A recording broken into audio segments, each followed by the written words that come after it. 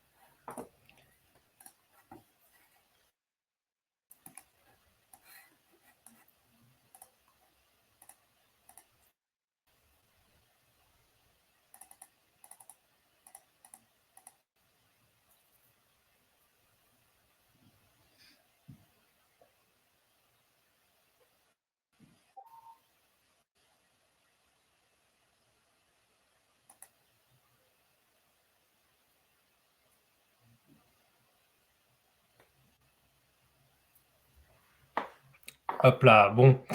Je vous propose Julien, Florence, je vous propose de commencer. On a une trentaine de connectés là. Et puis pour tenir l'heure qu'on a, et vu surtout qu'il y a un replay, je pense qu'on peut y aller. Donc bonjour à tous et bienvenue dans cette conférence sur l'hydrogène avec comme problématique l'émergence de la filière en France et dans le monde, mais principalement en France pour ce qui va nous intéresser, dans un contexte où cette molécule a une place de plus en plus centrale à la fois dans les discours et dans les projets. On se présente rapidement. Je vais dire 2 mots de Nautilus et puis Florence, Julien, je vous laisserai aussi vous présenter. Nautilus Energy, c'est une société de conseil focus sur la stratégie pour des clients dans le secteur de l'énergie et des services énergétiques, ceux qui sont considérés comme les apporteurs de solutions pour la transition énergétique, et on leur apporte des éléments de stratégie pour le déploiement de business, le positionnement et le développement de projets.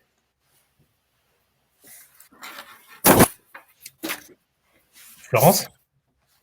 Oui, donc bonjour à tous. Moi, je suis Florence Livre, donc je suis la directrice du développement du groupe GCK, donc Green Corp Connection, qui est un groupe récent, créé en 2020 et qui connaît un gros développement dans la décarbonation des mobilités et notamment grâce à l'hydrogène. Et donc Julien Chauvet, je suis entrepreneur, consultant et explorateur, et en tant que consultant, j'accompagne les écosystèmes énergétiques et les écosystèmes, notamment hydrogène, à se structurer, se développer et à avancer. Et donc je catalyse ces écosystèmes. Super, merci. Donc l'agenda du jour, il va être à la fois high level sur la place de l'hydrogène dans la transition énergétique et en même temps assez focus. C'est vraiment la marque de fabrique de ces webinaires, assez focus sur les projets, le déploiement et les opérations. Donc on va aller sur d'abord une contextualisation du sujet de l'hydrogène dans le contexte de la transition énergétique. On va passer un peu de temps, principalement avec Julien et Florence, sur les projets qui se déploient, les méthodes qui émergent, la manière de faire avancer en fait localement des infrastructures d'hydrogène. Et puis on fera une petite conclusion axée sur les actualités réglementaires, où on verra qu'il y a un momentum qui se confirme pour l'hydrogène dans la transition énergétique. Alors l'idée, c'est qu'on fasse une trentaine de minutes de présentation et qu'on se laisse une trentaine de minutes pour les questions-réponses. Vous pouvez, pendant la présentation, écrire vos questions dans l'onglet « Questions » qui se trouve en bas à droite. Et je vous invite, s'il vous plaît, à utiliser l'onglet « Questions » plutôt que l'onglet « Chat ». parce que l'onglet questions nous permet de suivre plus facilement, et puis surtout, il permet de répondre par écrit au fur et à mesure si jamais on a le temps de le faire. Hop là. Donc c'est parti. Enjeu de l'hydrogène du point de vue de la lutte contre le dérèglement climatique. Quelques éléments de contexte macro. Donc l'hydrogène, ça représente quoi? Ça représente 94-95 millions de tonnes produits en matières premières en 2021 et 900 millions de tonnes de CO2 émis. Donc la première conclusion qu'on fait, c'est que produire du CO2, produire de l'hydrogène émet du CO2. Et il y a différentes méthodes pour produire cet hydrogène. On aura l'occasion de survoler rapidement le sujet. Mais dans ces différentes méthodes, celle qui est bas carbone ou n'émet pas d'émissions de CO2 représente moins de 1% du CO2 émis. Et c'est un sujet qui nous intéresse aujourd'hui et qui sera de plus en plus intéressant, puisque dans le cadre des efforts à faire dans la lutte contre le dérèglement climatique, on estime que la place de l'hydrogène pourrait représenter jusqu'à 20% de la consommation énergétique mondiale, et on verra comment et pourquoi. Aujourd'hui, l'hydrogène est donc utilisé principalement en matière première, c'est-à-dire comme un intrant industriel pour des process de raffinage, pour la production d'ammoniac ou de plastique ou d'autres composants chimiques. Mais il a aussi un usage qui émerge et qui monte et qu'on aura l'occasion de voir comme vecteur énergétique dans la mobilité, pour du stockage d'énergie, voire pour des questions de production de chaleur à destination principalement de l'industrie. Et donc, quand on parle de la place de l'hydrogène dans le contexte énergétique futur, c'est-à-dire dans le cadre de la transition énergétique, vous comprenez bien que l'enjeu, ce sera d'avoir un hydrogène décarboné. Et donc, du coup, deux axes principaux. Premièrement, décarboner la production d'hydrogène dans les process où l'hydrogène est utilisé comme du feedstock, c'est-à-dire une matière première, et déployer comme vecteur énergétique l'hydrogène dans des segments qui sont difficiles à décarboner et pour lesquels il y a un cas d'usage intéressant. On aura aussi l'occasion de le revoir plus tard, donc je passe un peu vite. Dans les principaux défis qui sont aussi tous les défis de la transition énergétique, on va avoir un sujet de production rentable à un niveau d'émission faible ou nul. On va avoir des problématiques de distribution et de livraison, puisque pour certains cas, mais pas nécessairement pour tous, il va falloir repenser des systèmes de production et de livraison. Il va falloir aussi voir comment l'émergence de cet hydrogène dans le contexte de la transition énergétique peut aussi reposer sur l'infrastructure existante. Et donc, dans les pistes de développement, sans surprise, comme ça a été le cas pour l'éolien, pour le solaire, pour les véhicules électriques, on a une problématique de massifier les usages et on a une problématique de développer des écosystèmes structurants où peuvent émerger ces usages. Alors ça, c'est un diagramme de Sankey, très rapidement et sans entrer dans le détail, pour vous donner en fait justement la diversité des usages potentiels, puisqu'aujourd'hui, on a de l'hydrogène qui est produit en tant que tel pour une fourniture finale à un client prédéterminé. On peut le faire, et on verra un peu plus après, à partir de sources carbonées ou d'électricité. Mais on a également un usage hydrogène qui provient de byproduct, c'est-à-dire grosso modo d'un process industriel qui va générer de l'hydrogène en sortant intermédiaire. Et ben tout l'enjeu, ça va être d'être capable de le réutiliser, de le stocker, de le revaloriser. Donc ça, c'est sur la partie production. Ensuite, sur la partie demande, ce qu'on voit, c'est que on a des usages, donc du coup, comme je le disais, principalement industriels. Et vous voyez dans le diagramme de Sankey que le transport, par exemple, est trop collant. Aujourd'hui, il est très très minime par rapport à tous les usages qu'on a pour la production d'ammoniac, pour le raffinage, pour la production de méthanol ou de fer pré-réduit, qui est une étape intermédiaire avant de produire de l'acier. Et en plus, subtilité supplémentaire, c'est qu'on va avoir des situations où on a besoin d'hydrogène pur, donc extrêmement travaillé en amont, justement pour atteindre ce niveau de pureté, mais aussi des situations où on a besoin d'hydrogène en tant que molécule qui va se raccrocher à d'autres molécules pour produire un troisième produit, comme le méthanol par exemple.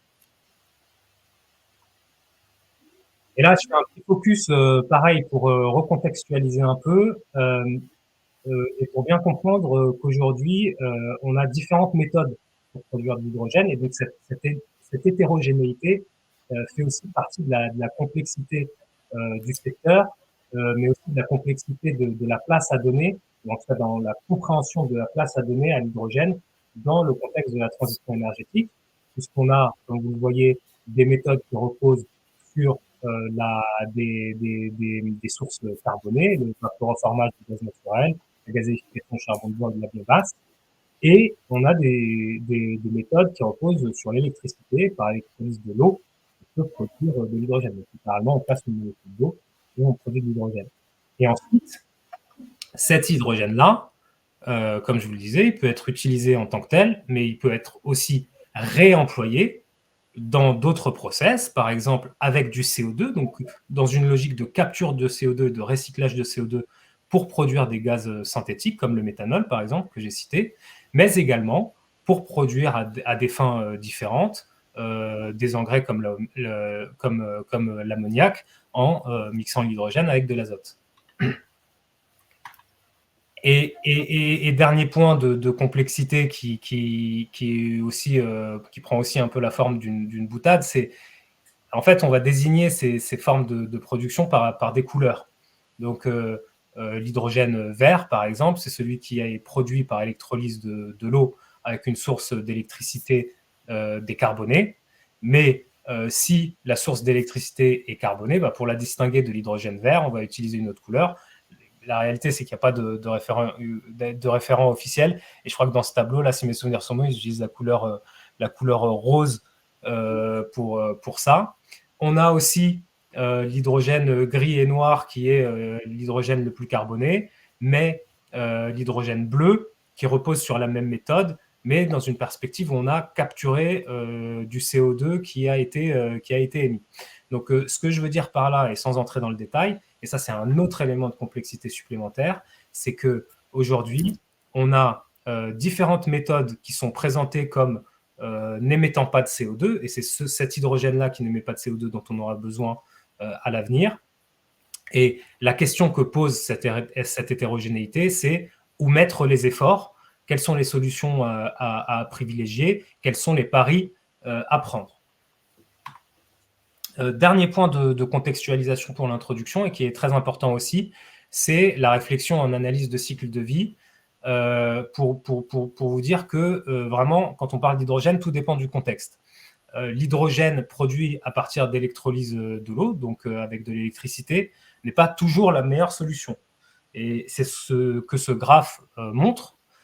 Si vous êtes en production d'hydrogène avec une électricité qui est carbonée, donc produite à partir de centrales à gaz ou de centrales à charbon, eh bien, il est probable que vous vous retrouvez dans une situation où en fait une alternative qui correspondrait à l'utilisation de gaz naturel, donc une source carbonée avec une capture efficace et un réemploi efficace du CO2, ben il est possible qu'on se retrouve dans des situations où en fait la deuxième solution soit plus vertueuse en analyse de cycle de vie en termes d'émissions de CO2. Donc ça, c'est un élément de complexité supplémentaire qui est que tout dépend du contexte local de production, donc du contexte géographique de production du CO2 et en particulier du mix électrique national pour pouvoir ranger les solutions en fonction de leur mérite du point de vue des émissions de CO2. Et là, on va maintenant, donc après cette introduction au niveau de contexte, on va entrer dans les opérations, dans le feedback opérationnel et dans le retour d'expérience de Julien et Florence, en commençant par parler d'abord d'éléments de vision sur les technos et les méthodes qui sont employées. Alors, c'est vrai que le développement et la démocratisation de l'accès à l'hydrogène va devenir une étape clé. Et sur ce plan-là, nous allons donc devoir innover et développer des technologies pour accélérer à la fois et la production d'hydrogène décarboné et donc les usages de cet hydrogène. Et donc, moi, je vais faire un REX sur les usages au niveau de la mobilité. Donc, chez GCK, nous avons donc décidé d'accélérer cette décarbonation des mobilités avec une approche à 360. Donc GCK, c'est une société formée de 8 sociétés, un groupe formé de 8 sociétés industrielles réparties en 3 pôles. Donc nous avons un premier pôle technologie et industrie où nous allons donc concevoir et produire nos propres technologies, à savoir donc des batteries lithium, une pile à combustible forte puissance, des moteurs électriques ou encore des moteurs à combustion hydrogène. Ces technos, on va les intégrer dans un pôle mobilité qui va être formé donc par d'autres sociétés que vous voyez sur cet écran-là. Et une des activités les plus visibles va être le rétrofit de véhicules, c'est-à-dire que nous allons transformer les véhicules thermiques vers l'électrique ou vers l'hydrogène. Et donc, ça va permettre d'adresser des usages type car, bus, benne à ordures ménagères, dameuses, voire même donc des trains. Et pour boucler la boucle et pour accélérer justement l'accès à cette mobilité propre, eh bien, nous avons mis en place un pôle énergie qui va permettre d'alimenter donc ces différents usages en électricité vert, si possible, ou en hydrogène, bien sûr aussi, partout dans le monde, avec ou sans connexion au réseau. Donc, il va s'agir de stations d'alimentation temporaire pour 1 à quelques véhicules qui va permettre d'attendre la massification de la production d'hydrogène qui est actuellement en cours. Voilà. Donc, j'ai une deuxième slide qui va illustrer ces usages. On va travailler sur des modèles, vous voyez, très différents. Donc, nous, on a la chance d'avoir une activité sport automobile qui est pour nous un véritable laboratoire d'innovation qui nous permet de tester nos technologies dans des milieux hostiles, type le Dakar, par exemple, avec beaucoup de poussière, avec une utilisation vraiment très extrême du véhicule.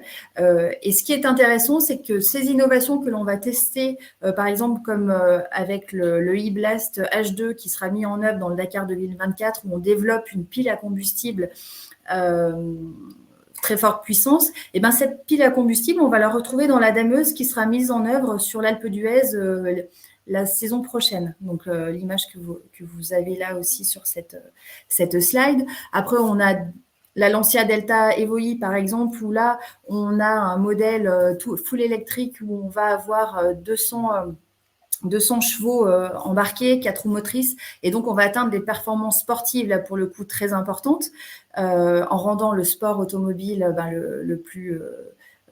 on va dire le plus vert possible, et puis des usages plus classiques comme les autocars ou les bateaux, par exemple, du lac d'Annecy que nous sommes en train de rétrofiter à l'électrique en ce moment même.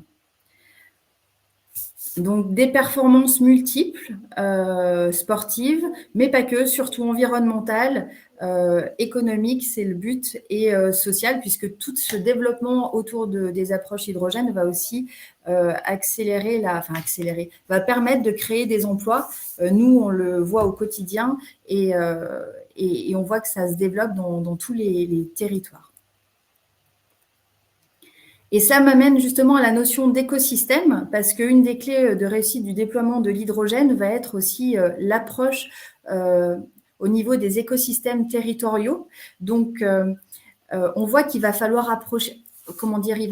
avancer donc sur tous les fronts et en mettant tous les acteurs autour de la table.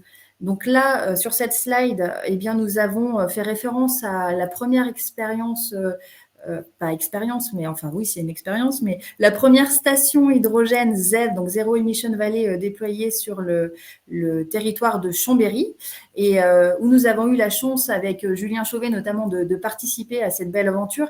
Et même là, on peut dire que l'innovation tient dans la conduite du projet, dans le management de ce projet, où il y avait une volonté politique forte qui a permis d'asseoir autour de la table, de faire asseoir autour de la table tous les acteurs intéressés ou de près ou de loin aux usages de l'hydrogène et de co-construire ensemble la solution qui est en œuvre aujourd'hui. Donc là, je ferai le lien avec Julien qui va peut-être en parler plus précisément.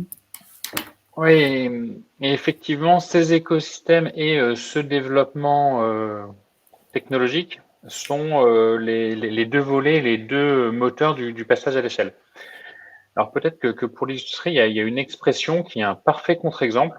On dit souvent quand le sage monte la lune, l'idiot regarde le doigt. Pour développer une filière, c'est ce qu'il ne faut pas faire, puisqu'en fait, il faut aussi des idiots qui vont faire les premiers pas et qui vont, à partir de cette vision de long terme, savoir construire les premières briques pour montrer que cette vision peut se mettre en œuvre et se réaliser. Et donc, si on zoome à l'échelle française, tout ça, c'est appuyé par deux grands dispositifs. Le dispositif qui s'appelle IPCEI, donc qui sont des projets européens de grande envergure, d'intérêt stratégique, qu'on appelle aussi Gigafactory ou Airbus 2. Donc ça, on les voit sur la carte de droite. Et donc, c'est un certain nombre de projets qui vont être des très grands électrolyseurs dans des zones industrielles ou portuaires, comme en Normandie, comme à Dunkerque, comme à Fos-sur-Mer, comme dans la vallée de la chimie autour de Lyon, mais qui vont être aussi des usines d'équipement qui vont fabriquer des stations hydrogènes, des piles à combustible, des véhicules, et qui, chacun de ces projets porte une très grande ambition de massification de la filière. Et pour que cette filière se construise, il faut aussi commencer dès aujourd'hui à utiliser et déployer ces équipements et résoudre ce qu'on appelle aussi l'équation de l'œuf et de la poule, c'est-à-dire faire naître des poches où on va avoir un premier électrolyseur, une première station, des premiers véhicules, et qui prennent forme dans des écosystèmes. Et donc, ces écosystèmes, ils sont nés, l'idée est née dans les années 2015 et au fur et à mesure se mettre en œuvre. Et donc, on les voit sur la carte de gauche, ils sont soutenus par un dispositif public opéré par l'ADEME qui vient aider les écosystèmes, c'est-à-dire des acteurs qui vont utiliser de l'hydrogène et le produire ou le distribuer, à créer des projets. Et donc, on en dénombre maintenant dans toutes les régions de France, avec des régions plus actives que d'autres, et également outre-mer. Et donc, ces écosystèmes permettent un développement en tâche de léopard, où au fur et à mesure, les usages se développent et puis ils vont permettre de s'interconnecter. Et donc, dorénavant, on travaille sur des corridors ou des couloirs qui permettent d'aller entre des régions, voire entre des pays, grâce à ces écosystèmes. Si je peux ajouter un point pour compléter ce que tu dis, Julien, que je trouve très intéressant, c'est que là, on a vraiment une vue archéologique d'un marché en émergence. C'est-à-dire qu'on voit qu'il y a un archipel de projets qui commence à mailler un réseau qui part, donc ces différents points, ces différentes tâches de léopard. Ça peut être à la fois des stations ad hoc qui se retrouvent, si je pense à Iport qu'on a développé avec Julien, près d'une infrastructure ou à la frontière d'une infrastructure aéroportuaire. Mais on peut aussi en avoir d'autres où on va mixer des usages industrie et énergie, c'est-à-dire être dans une situation où on a de la récupération d'hydrogène fatal, par exemple, depuis un site industriel, qu'on va pouvoir réemployer ou redéployer dans un usage mobilité lourde, par exemple. Et donc, une des problématiques ici de ces écosystèmes, c'est qu'il y ait ce phénomène d'émergence qui, à terme, transforme cet archipel de projets en un véritable marché continu et une véritable continuité de l'usage de l'hydrogène sur tout le territoire. Et du coup, pour voir comment on peut mettre ça en œuvre, comment on peut passer de cette vision de long terme et de massification à des premiers développements. Je l'illustre, on parle souvent de la boucle d'amélioration continue PDCA. Et bien finalement, on a un même cercle vertueux dans le développement d'un hydrogène. Parce que, comme disait Jean-Pierre Raffarin, la route est droite, mais la pente est raide. Et donc, au fur et à mesure, il faut franchir toutes ces étapes Et ces étapes, on peut les synthétiser par 4 grandes phases. Une première phase de promotion qui consiste à porter un discours, porter une vision de long terme qui va permettre de recueillir des marques d'intérêt, des marques d'intention et agréger un premier groupe d'acteurs, ce qu'on a pu faire, ce dont parlait Florence tout à l'heure à Chambéry. Passer dans une phase de développement qui va consister parmi ces acteurs à identifier ceux qui sont prêts à prendre un rôle plus important.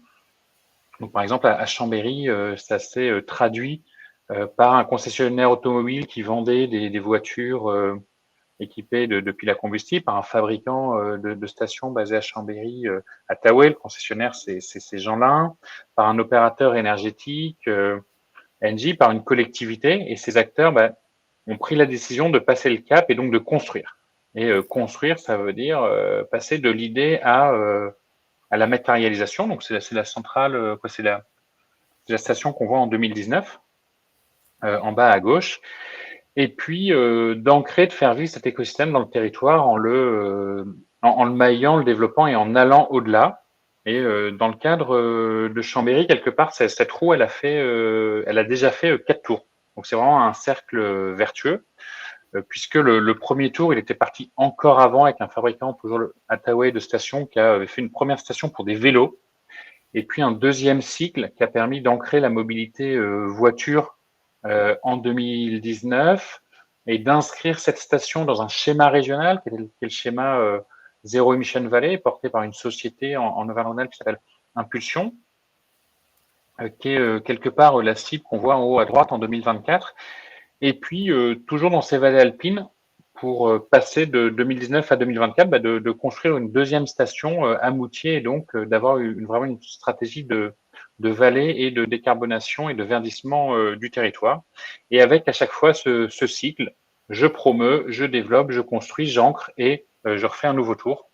Et quelque part, la filière, comme le disait Ahmed, sera partie, aura décollé quand il n'y aura plus besoin d'écosystème puisque ce sera devenu un marché, un fonctionnement liquide où chaque acteur fait son métier. Certains produisent des voitures, d'autres les utilisent, d'autres ont des stations et ainsi de suite. Et donc l'écosystème est le moyen de catalyser tous ces acteurs pour faire décoller le système. Ce qu'on avait coutume de dire quand on nous posait la question de mais qu'est-ce qui est le premier, de la poule ou de l'œuf, c'était de dire il faut faire la poule et l'œuf en même temps. Et c'était vraiment la logique des appels à projets de l'ADEME. C'est toujours d'ailleurs la logique des appels à projets de l'ADEME, de décerner à la société de projet qui développe un écosystème local des subventions pour la production et pour les usages, c'est-à-dire pour les véhicules, et que ces subventions soient pilotées par le porteur de projet. Donc, d'une certaine manière, le maître d'œuvre de cet écosystème. Et ce que j'aimerais ajouter sur ce point-là, qui a aussi eu un élément dont on a fait l'expérience, c'est que cette logique d'itération et de commencer par des points pour déployer en fait un réseau plus dense et qui pourrait presque fonctionner à terme en mode merchant et pas en off-take, c'est d'avoir une vision industrielle, c'est d'avoir une vision de filière, parce que en fait, si vous êtes dans l'idée de développer une station, une petite station de kilos, produits qu'on avait standardisés, que tu avais standardisé, Julien, en offre, et se dire je la plante là et je fais rien après, le projet il n'a pas de sens économique, il n'a pas de sens même du point de vue de la transition. Les financiers doivent bien comprendre que on est dans une démarche d'itération où on va, et c'est le point principal, on va ancrer et à chaque fois passer une étape pour élargir les usages, passer une étape dans le retour d'expérience, parce que mine de rien, la mobilité, ce que je disais, c'est l'utilisation de l'hydrogène dans la mobilité existe depuis longtemps, puisqu'on en utilise dans les fusées. Alors, c'est une mobilité très spéciale, mais c'est quand même une mobilité. En revanche, la mobilité sur route, c'est quand même relativement récent. Et donc, du coup, on a besoin de feedback opérationnel, feedback industriel, feedback financier.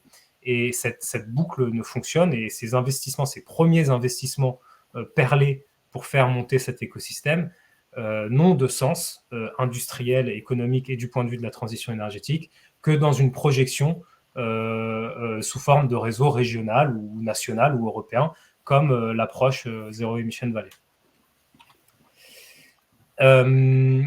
On a fait le tour de la partie, donc on avance, on arrive à la demi. Je vais juste conclure avec quelques éléments de contexte réglementaire avant de passer à la session de questions-réponses. Actualité réglementaire pour finalement confirmer que la place de l'hydrogène est reconnue et qu'il y a aujourd'hui une volonté politique de la déployer. Une volonté politique qui est exprimée au niveau européen dans le cadre du Green Deal, donc du pacte vert, avec une ambition de 40 gigawatts de capacité d'électrolyseur, donc de capacité d'hydrogène produit à partir d'électricité,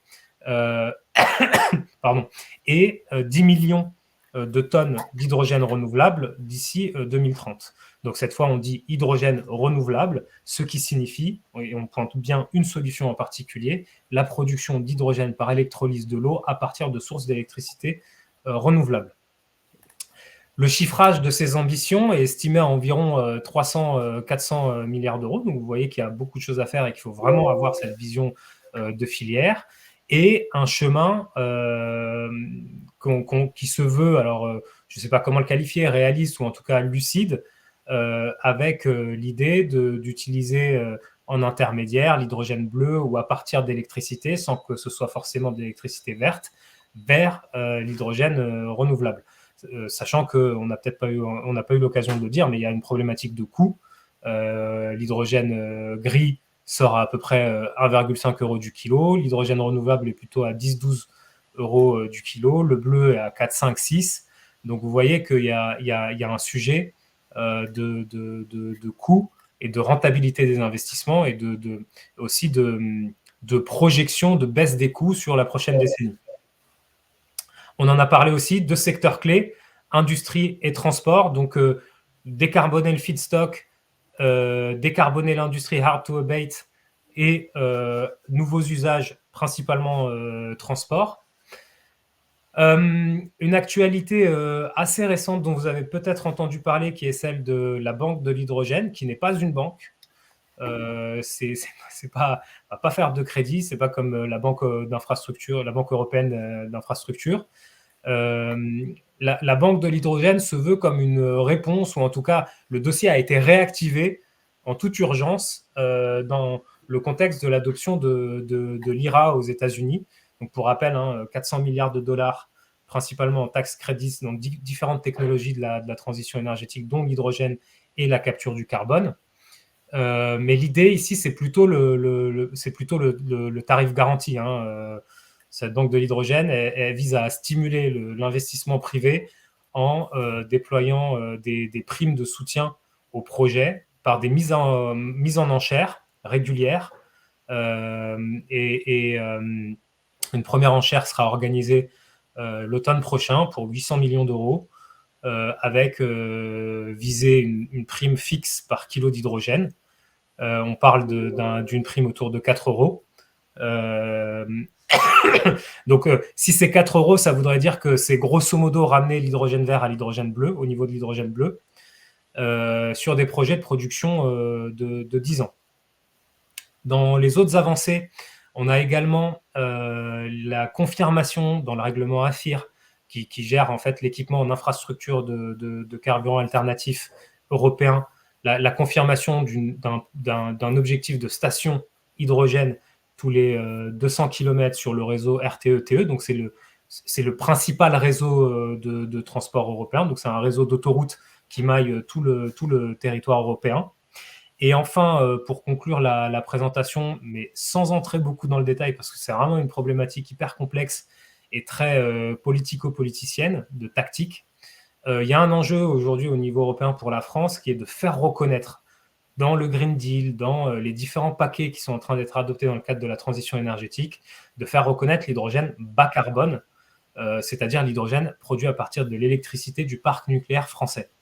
Et c'est un enjeu à la fois de vision et à la fois de stratégie.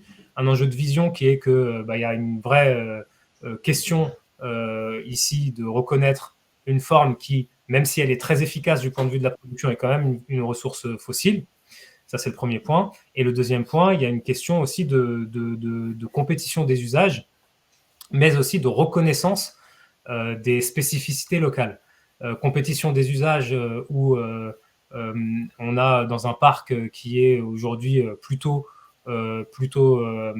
en questionnement, si je veux dire, avec des mises à l'arrêt en répétition et une situation qui a provoqué aussi, du fait de ces indisponibilités, une hausse des prix de l'électricité. Donc une vraie question sur les vraies ambitions qui peuvent être portées par la France avec de l'hydrogène qualifié de bas carbone, mais également un sujet qui est que, assez légitimement, en fait, la France porte au niveau européen l'idée que les choix qui ont été faits dans les années 70 et les années 80 l'ont amené à avoir un mix énergétique extrêmement décarboné aujourd'hui et qu'il n'est pas équitable de ne pas reconnaître au niveau européen ces choix qui ont été faits. Donc ça se traduit en conflit permanent et mouvant, en coalition mouvante en différents États européens. Ça, c'est le premier point. Et le deuxième point, et surtout celui qui est le plus difficile, c'est que ce sujet, en fait, va percoler dans différentes réglementations techniques et donc, du coup, avoir un effet de compensation dans les négociations. Bref, tout ça pour dire que c'est un sujet difficile, mais vous retenez juste l'idée que quand on parle d'hydrogène bas carbone, c'est vraiment pour qualifier l'idée de faire reconnaître l'hydrogène en France produit à partir de l'électricité nucléaire. Voilà pour la présentation. Je vous propose de passer, donc là il nous reste une bonne vingtaine de minutes. Je vous propose de passer aux questions-réponses. Et on a une première question d'Arnaud qui est: passer rapidement du cas d'usage sur l'hydrogène à la filière, n'est-ce pas risqué, alors qu'on tâtonne en termes de vision à long terme sur les énergies de demain, cas de l'Allemagne qui veut promouvoir de l'e-fuel? Julien? Alors, il y a plein de questions dans cette question. Je pense qu'on passe pas, pour répondre à la première question, qui est passer rapidement du cas d'usage à la filière, on passe pas rapidement, puisque tout ce qui se fait est en fait le fruit de l'agrégation d'un certain nombre d'études et de scénarios de différentes institutions qui mettent toute l'hydrogène comme représentant 10 à 20-25% de la filière énergétique à l'horizon 2050. Donc entre 10 et 25%, il y a quand même une grande marge, mais dans les deux cas, il faut développer la filière. Et en fait, c'est en la développant qu'on verra là où elle est le plus pertinente, et les choses évolueront sûrement. Après, bon, le sujet de l'e-fuel, c'est un autre sujet, mais l'e-fuel nécessite de l'hydrogène. C'est juste une manière d'utiliser l'hydrogène sous forme d'un carburant liquide qui peut être mis dans le réservoir d'une voiture, d'un avion ou d'un bateau directement, plutôt que sous forme d'hydrogène. Mais à un moment donné, il faut faire, puisque si je reviens à l'idée de mon stage avec le doigt et la lune, ce qui se passe surtout, c'est que si on attend si tout le monde attend 2050 pour savoir ce qui se passe, en fait, il se passe rien. Et en 2050, on continue à brûler du gaz, du pétrole et du charbon. Donc, à un moment donné, pour avancer, il faut agréger des visions et se dire, tiens, on agit dans cette piste parce qu'on pense qu'elle est bonne. Et puis, on verra ce qui se passe. Sur ce... Juste pour compléter pour la réponse à Arnaud, effectivement, là, on va sur les e-fuels, on va être sur les problématiques de gaz de synthèse qui ont été présentées un peu plus en amont et qui ont comme entrant du CO2 ou en tout cas une chaîne oxyde carbone et de l'hydrogène. Et ensuite, dans la question des usages, en tout cas à titre personnel, mais je pense que Julien et Florence verront les choses de la même manière, c'est qu'il n'y a pas de place pour l'e-fuel dans la mobilité routière.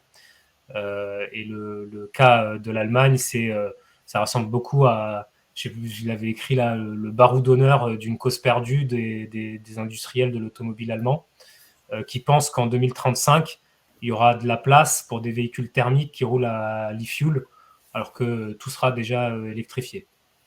Il y a deux, pardon, il y a deux grosses, je dirais conneries, il y a deux grosses bêtises pour moi derrière les fuels. Un, c'est que d'un point de vue thermodynamique, il faut reconvertir l'hydrogène en autre chose. Donc il y a une étape de fabrication supplémentaire pour passer l'hydrogène à des fuels qui en augmente et le coût et le rendement énergétique.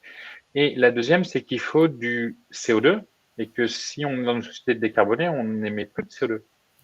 Ou du CO2 renouvelable. Donc il y a un vrai sujet dans les fuels, c'est pas l'hydrogène pour faire les fuels, mais c'est comment on source du CO2, puisqu'en fait, aujourd'hui, on peut prendre du CO2 dans une cimenterie, et puis après, il sera réémis au pot d'échappement de la voiture, mais si on n'avait plus de CO2 dans les cimenteries, on peut pas faire des fuels. Et donc ça, c'est un autre sujet industriel. Deuxième question pour vous, Florence et Julien. À votre connaissance, quels sont les dispositifs de subvention actuellement existants pour les projets hydrogène en France, notamment pour la mobilité, avec cette impression que beaucoup de dispositifs ont expiré et qu'il y a un entre-deux ou un creux en ce moment? Pour faire rapidement, il y a toujours des cycles de call européens et là, on est dans l'attente d'une nouvelle série d'appels à projets ADEME et qui sont annoncés pour bientôt. Mais effectivement, il y a on est dans une phase de creux et d'attente. Florence, il y a d'autres éléments? Non, c'est vrai. Puis alors moi, j'essaye justement de synthétiser parce que chaque région aussi après ses mécanismes aussi d'aide différents. Donc il faudrait aussi clarifier toutes ces aides possibles, région par région, usage par usage. Et ouais, il y a un gros travail quand même à faire de simplification. On peut aussi espérer que la structuration de la banque d'hydrogène permettra de centraliser un peu plus les appels à projets et les calendriers. Mais bon, on verra comment ça tourne. Ensuite, on a une question de Rachid. Quelle place face au défi de la ressource en eau dans la production d'hydrogène par électrolyse? C'est pas le moment de dire que c'est pas un sujet, l'eau, mais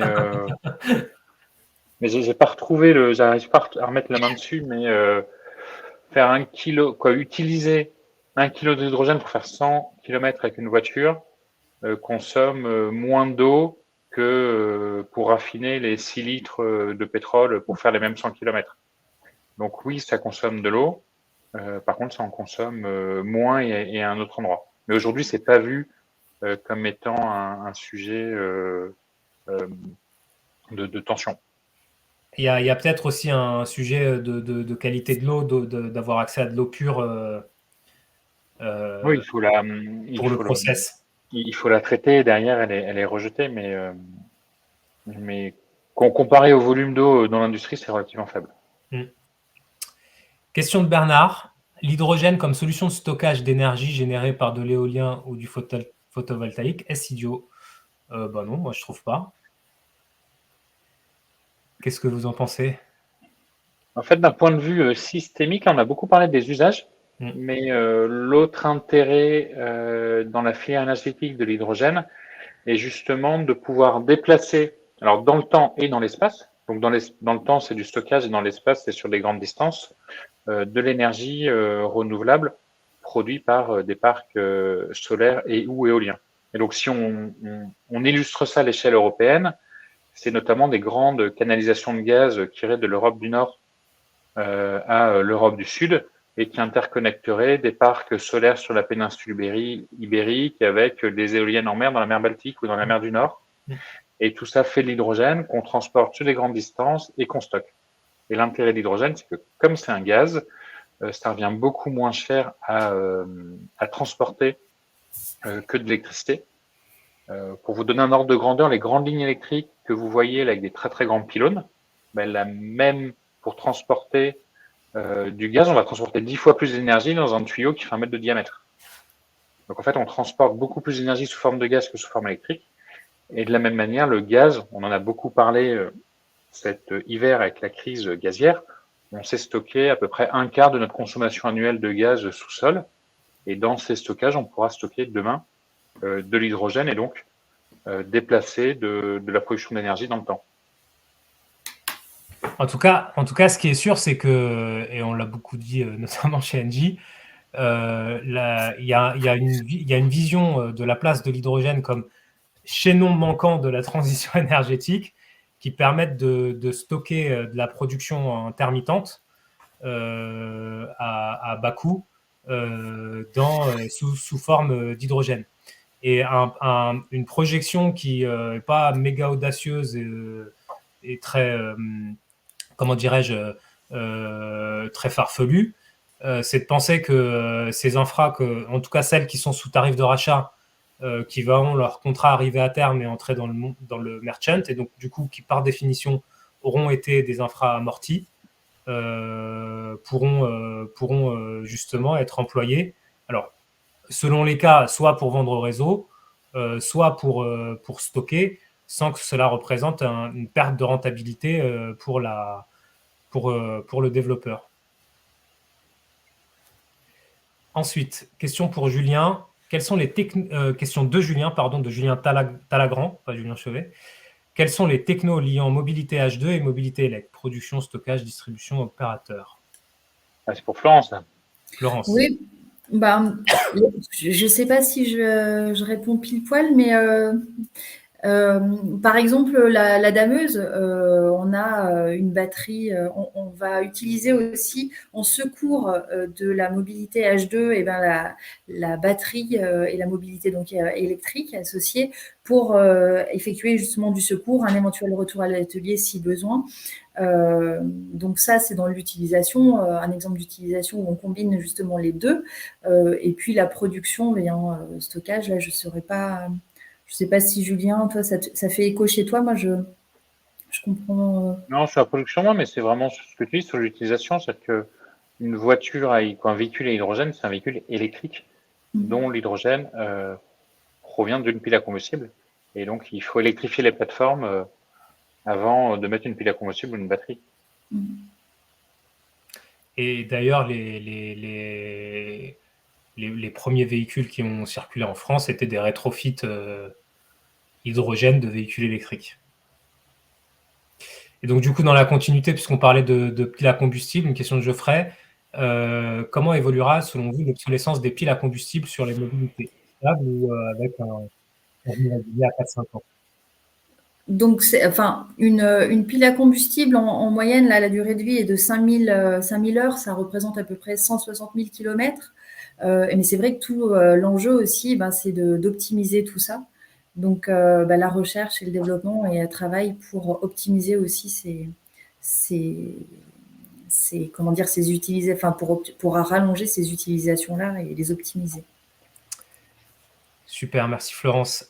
Question de Christophe. Est-ce que vous pouvez récapituler les couleurs d'hydrogène, celles qui sont prometteuses à privilégier, conciliation, économie et écologie? Alors, j'ai mis un tableau, peut-être on peut revenir dessus d'ailleurs, qui était complexe à dessin. C'était pour montrer qu'il y avait différents chemins pour arriver à la production d'hydrogène et que ces différents chemins émettent ou pas du CO2. Mais en général, la classification est plus simple. Donc, soit vous avez ce qu'on appelle l'hydrogène vert, donc qui est produit par électrolyse de l'eau.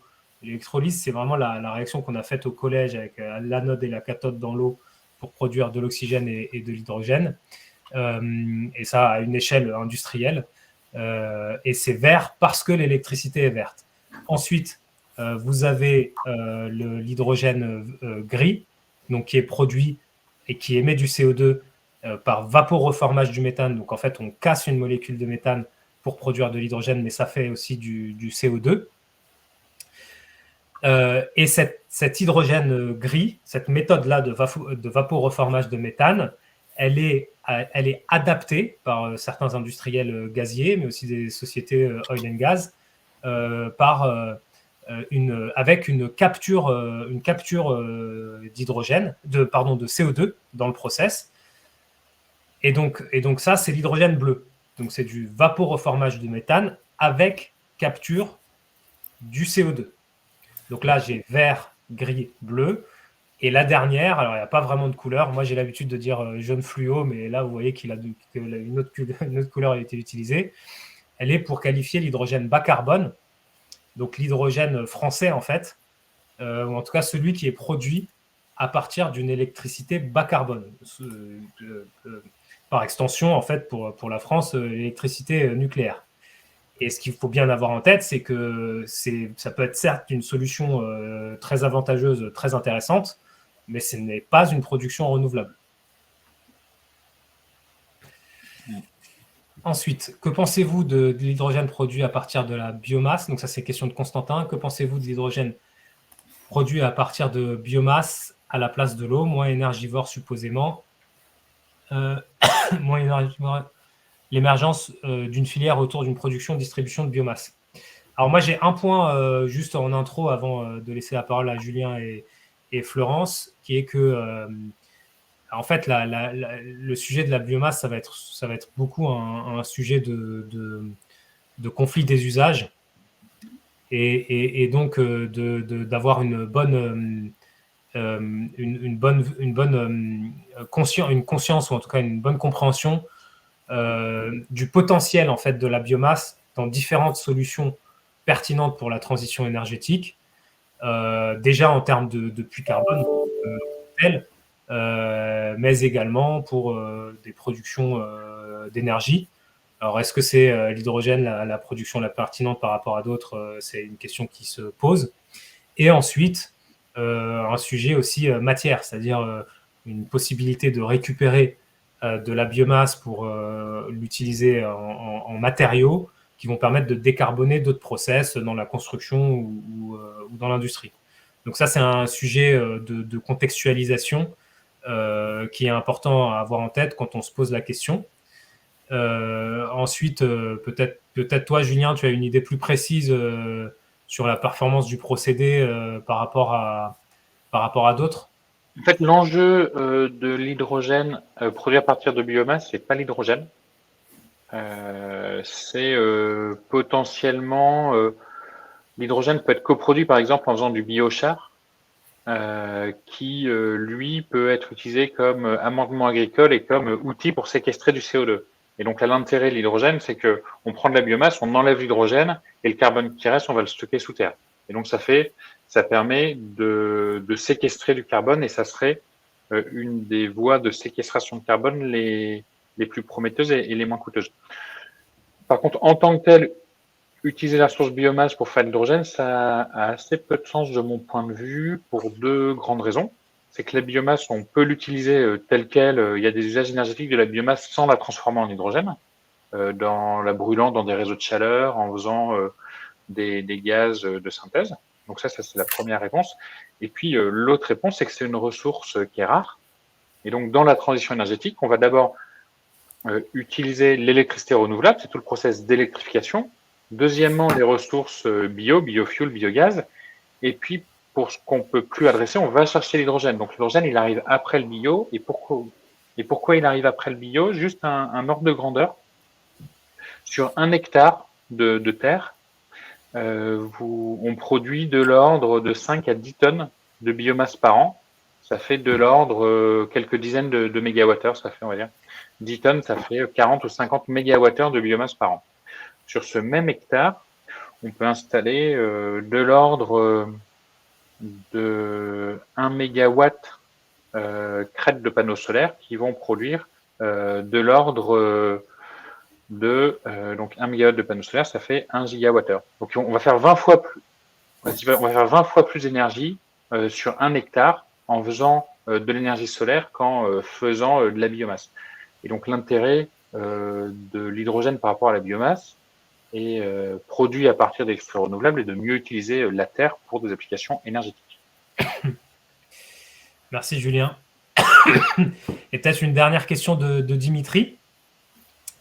Les pertes d'hydrogène sont associées à de gros risques de gaz à effet de serre, car réagissant avec les autres gaz à effet de serre, étant donné que la molécule H2 est minuscule et donc que le risque de fuite est important, est-ce vraiment une bonne solution?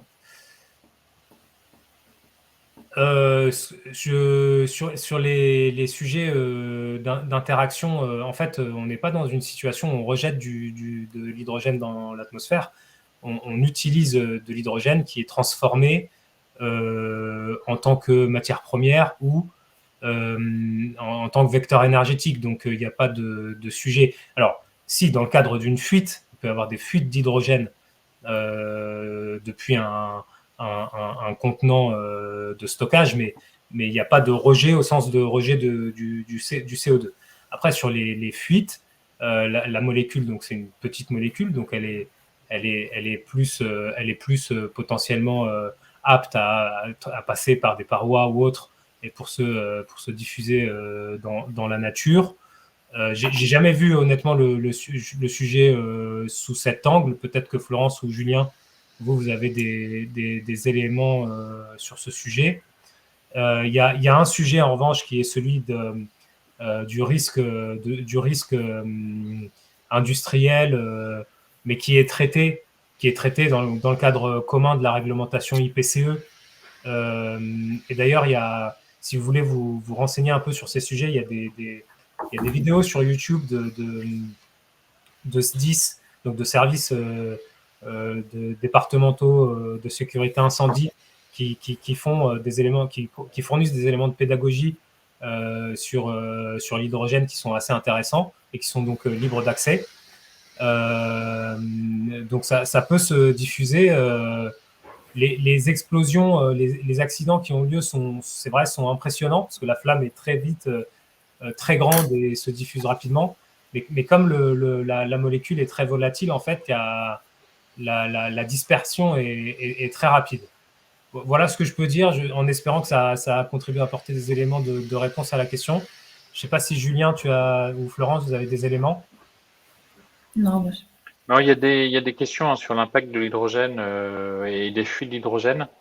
Le premier sujet, il est industriel, c'est-à-dire que la filière, elle se structure, et quand elle se structure aussi sur le volet excellence et exigence opérationnelle pour réduire les fuites.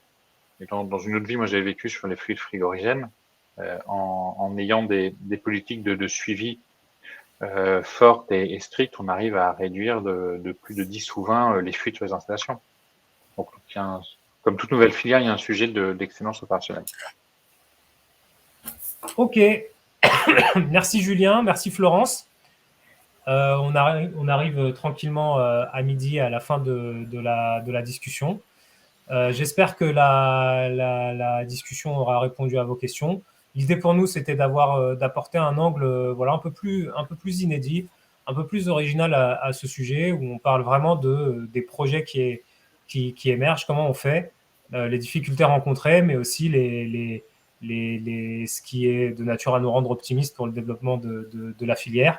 La conférence sera rediffusée en ligne et en espérant de vous retrouver très bientôt pour une prochaine discussion. Merci Julien, merci Florence. Merci beaucoup. Merci à tous. À bientôt, au revoir. Au revoir.